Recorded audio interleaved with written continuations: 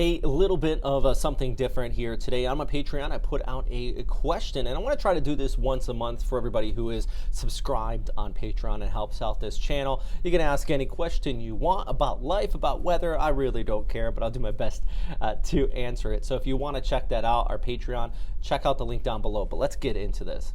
So the first question, Mike Fisher asked, what got you interested in being a meteorologist? And it's actually a really great question, and I really like telling people why I got into meteorology, especially for younger people that are kind of up and coming, and they might be thinking, okay, is this the kind of field I want to get into? Is it hard to get into? I could say getting on TV is a little bit tough, but getting into the field of meteorology in general, there's plenty of avenues, and the key thing is that every single day there's something different, and that's actually the real reason why I got into it, is because every single day it's interesting.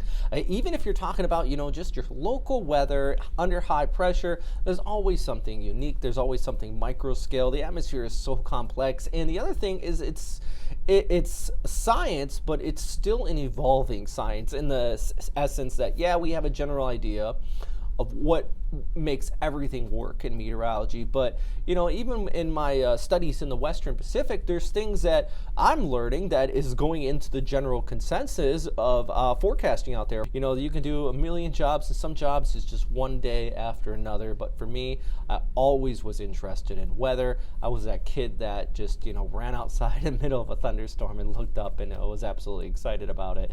And just this job is it's a fun job. Let's just say that. Lawrence asked, when was the last time a major hurricane impacted Duval County?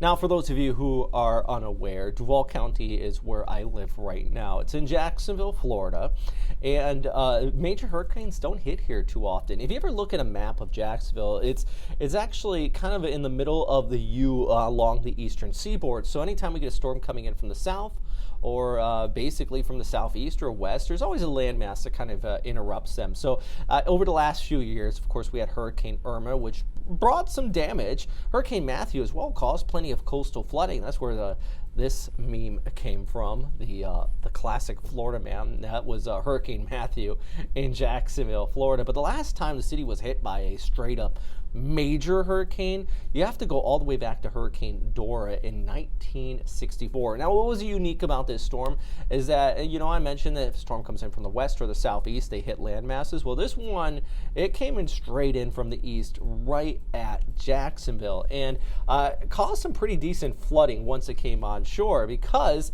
we didn't have that land being interrupted here.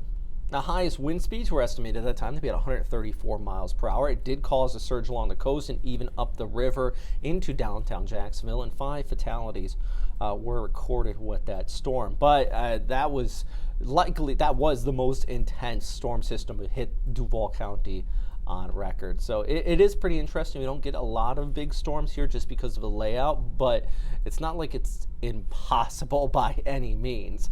Definitely very possible. And we haven't had a storm like Hurricane Dora here in many years, and that's one thing that it worries me a little bit, and I'm sure other meteorologists in the area a little bit as well, because the coastal areas have been significantly developed since the 60s.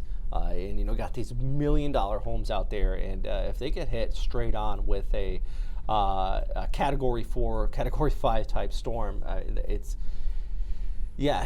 is worrisome, and they've been lucky at least so far. And one reason why, when I bought a house here, I've actually bought it up on a higher elevation, which higher elevation in Florida is like 30 feet, but still, trying to prepare at least a little bit. Anyways, that's just the 2 questions. I asked this about 5 days ago, and I got 2 questions back. We have about 20 people on Patreon, so if you do want to participate next time, I'll put out in a few weeks another Q&A. But huge thanks to everybody who does help out on Patreon. Huge thanks to everybody who supports this YouTube channel just in general.